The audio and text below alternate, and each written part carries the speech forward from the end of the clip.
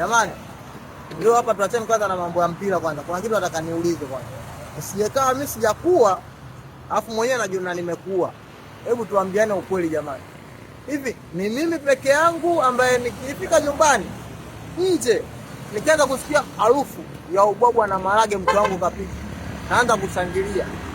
Hivi ni mimi peke yangu au hadi nyinyi ukipika ubwabwa na maharage kwenu unashangilia? Maana mimi najuaga tu ni watoto, kwa sababu watoto wakipika tu ubwabwa unasikia wanashangilia, ubwabwa na maharage, ubwabwa na maharage.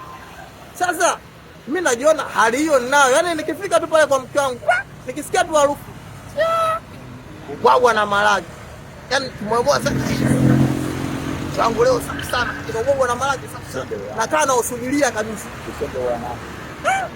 nenda ubwabwa wa nazi.